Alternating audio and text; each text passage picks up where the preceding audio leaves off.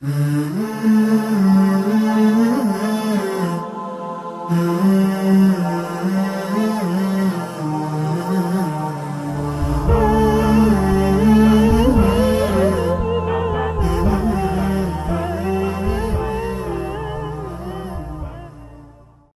اللہ الرحمن الرحیم نحمدہ ونصلی علی رسولہ الکریم۔ معزز ناظرین گرامی، پروگرام اسوہ رسول اکرم میں ہم آپ کی خدمت میں حاضر ہیں۔ معزز ناظرین گرامی، آج ہم حضرت صلی اللہ علیہ وسلم کے تحمل یعنی آپ کے قوت برداشت کے حوالے سے کچھ عرض کریں گے۔ اللہ رب العزت نے آپ صلی اللہ علیہ وسلم کو جو تحمل دیا تھا، حلم دیا تھا، اس کی نظیر دنیا میں نہیں ملتی ہے۔ آپ صلی اللہ علیہ وسلم کا جو حلم تھا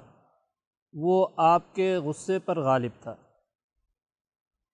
اور دنیا میں کوئی بھی شخص آپ صلی اللہ علیہ وسلم کے ساتھ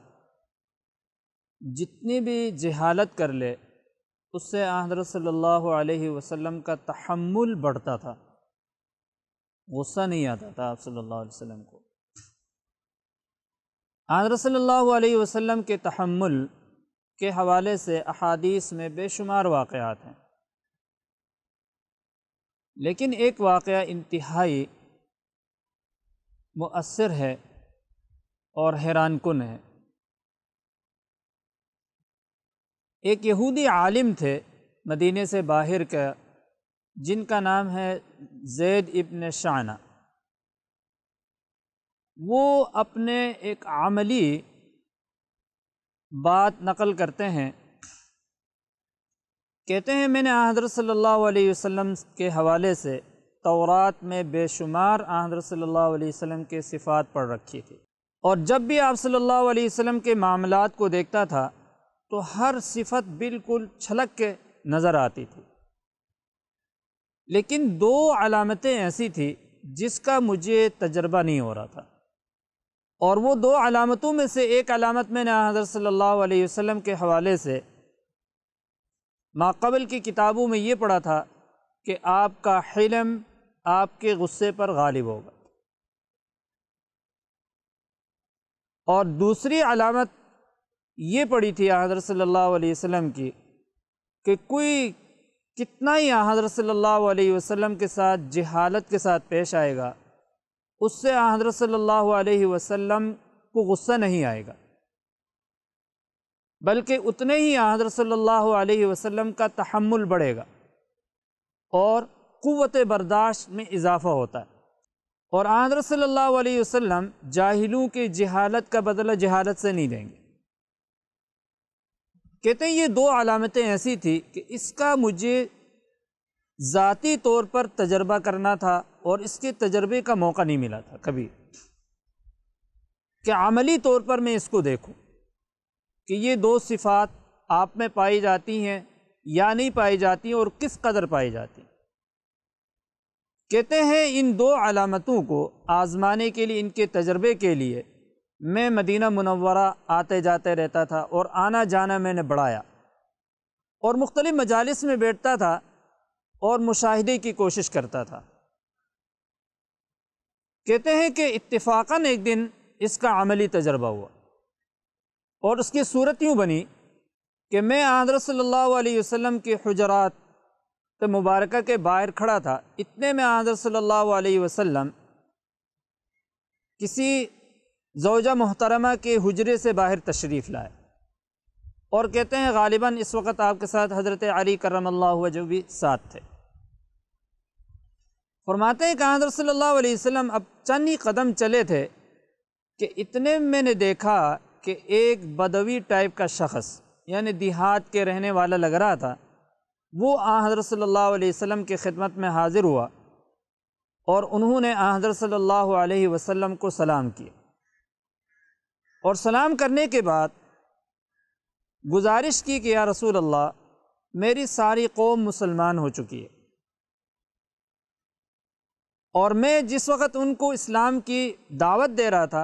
اور ترغیب دے رہا تھا، تو اس دوران میں نے ان سے یہ کہا تھا کہ انشاءاللہ اگر آپ مومن ہو جاؤ گے، مسلمان ہو جاؤ گے، کلمہ پڑھ لو گے، تو اللہ تعالیٰ اپنے رزق کے دروازے تم پر کھول دیں گے اور رزق میں بھی وسعت ہو جائے گی، اللہ تعالیٰ تمہاری ساری پریشانیوں کو دور کر دیں گے۔ چنانچہ میرے اس بات پر قوم مسلمان ہوئی اور اتفاقاً ہمارے علاقے میں قحط پڑ گیا۔ اب اگر ان کی مدد نہ کی جائے تو مجھے خوف ہے کہ وہ اپنے اسلام کو اور مسلمان ہونے کو نحوست پر محمول نہ کر دیں اور اس طرح سارے کے سارے مرتد نہ ہو جائیں، تو آپ میری کچھ مدد فرما دیجئے تاکہ میں جا کے ان کی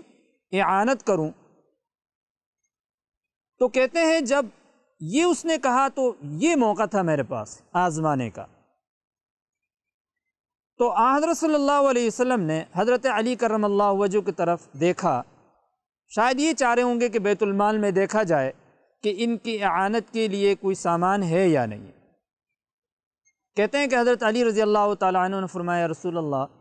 ہمارے گھروں میں تو کچھ بھی نہیں ہے، زائد تو کچھ بھی نہیں پڑا ہوا اور نہ بیت المال میں زائد کوئی چیز پڑی ہوئی ہے۔ تو کہتے ہیں میں نے درمیان میں دخل اندازی کرتے ہوئے کہا کہ میں آپ کے مدد کے لیے تیار ہوں، لیکن اس کا طریقہ یہ ہے کہ فلاں شخص کے باغ کے کھجور فلاں مقررہ وقت میں آپ اتنی مقدار میں مجھے دے دیں اور اس کی جو قیمت بنتی ہے وہ میں ابھی آپ کو دے دیتا ہوں اور آپ ان کو دے دیں اور یہ جا کے اپنی قوم کی اعانت کریں۔ تو آپ صلی اللہ علیہ وسلم نے فرمایا کہ بھائی یہ تو ممکن ہی نہیں ہے کہ باغ کسی اور کا ہے اور اس کے کھجوریں میں آپ کو مقررہ وقت میں دوں۔ ہاں یہ ہو سکتا ہے کہ عمومی آپ سودا کر لیں اس مقدار کی کہ جو بھی مقدار آپ چاہتے ہیں اس مقدار کی کھجوریں جو ہے نا جہاں سے بھی آ جائیں، جہاں سے میں پیدا کروں وہ مقدار آپ کو دے دوں اور اس کی قیمت آپ ابھی مجھے ادا کریں۔ تو کہتے ہیں میں نے کہا ٹھیک ہے، اور کہتے ہیں کہ میں نے آپ صلی اللہ علیہ وسلم کے ساتھ ایک مقدار متعین کی اور 80 مثقال سونا میں نے آپ کے حوالے کر دی۔ آپ صلی اللہ علیہ وسلم نے وہ سونا اٹھا کر اس آنے والے صحابی کو دے دیا، اور جس وقت یہ جا رہے تھے تو اس وقت ان کو وصیت کی کہ میرے بھائی جا کر یہ اپنے لوگوں کے تعاون کرو، لیکن عدل و انصاف سے کام لینا، کسی کے حق تلفی نہیں کرنی ہے کہ کسی کو دیا کسی کو نہیں دیا، اور شخصیات کی رعایت کی اور جو غریب لوگ ہیں ان کی رعایت نہیں کی، یعنی انصاف کی تلقین کی اور اس کے بعد ان کو بھیج دیا۔ کہتے ہیں کہ اب میں نے کیا کیا کہ جب میں اور حضرت صلی اللہ علیہ وسلم کے بیچ میں جو مدت طے ہوئی تھی اس سے 5 دن پہلے 4 دن پہلے آپ کو تنگ کرنے کے لیے نکلا، اور حضرت صلی اللہ علیہ وسلم کو میں نے ایک ایسی جگہ پایا کہ حضرت صلی اللہ علیہ وسلم کسی صحابی کی جنازہ پڑھا کر پورے مجمع کے ساتھ وہاں موجود تھے، اور بڑے بڑے صحابہ کرام رضوان اللہ تعالی اجمعین کی جماعت بھی آپ کے ساتھ تھی، اور آپ ایک گھر کے دیوار کے ساتھ ٹیک لگائے ہوئے بیٹھے ہوئے تھے۔ تو میں فوراً وہاں گیا اور میں نے انتہائی بے ادبی کے ساتھ حضرت صلی اللہ علیہ وسلم کا دامن پکڑا اور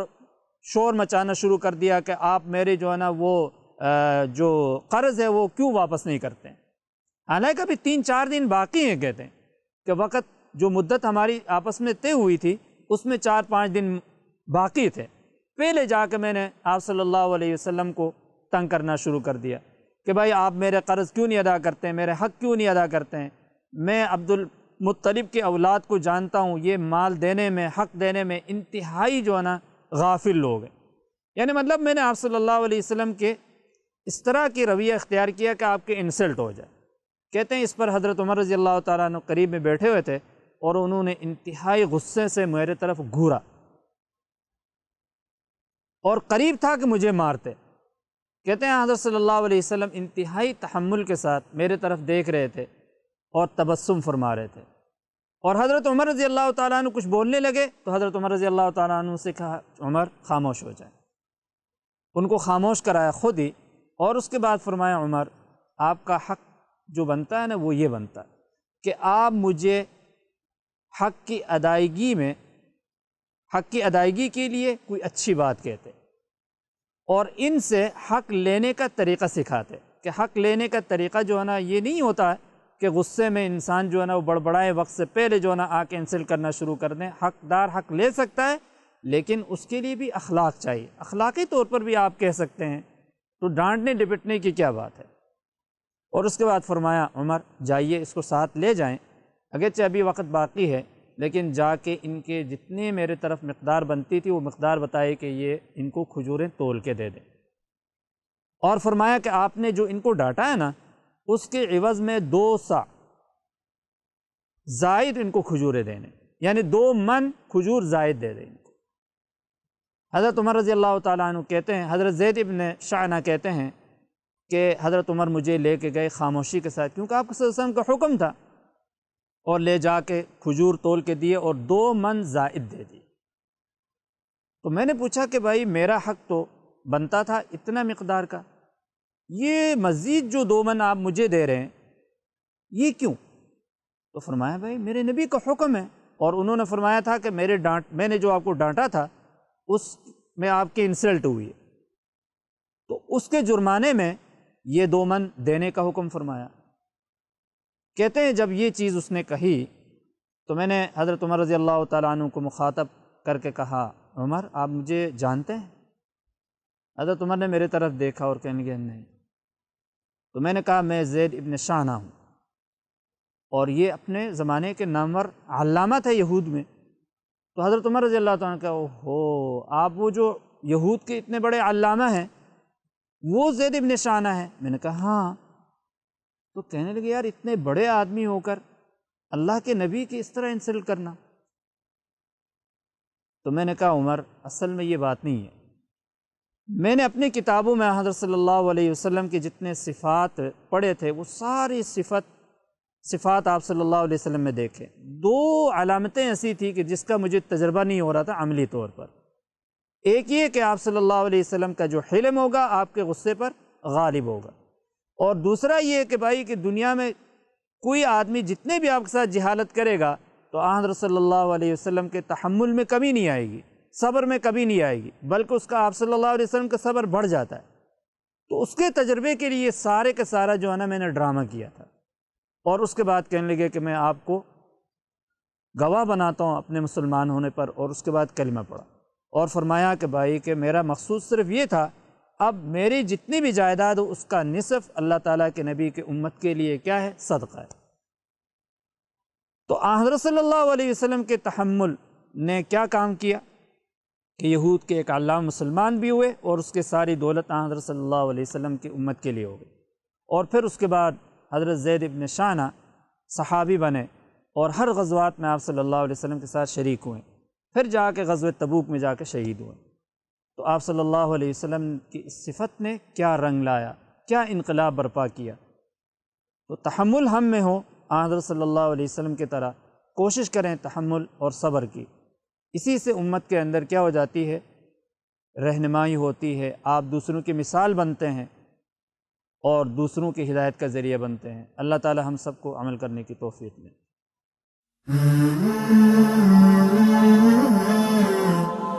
Mm-hmm.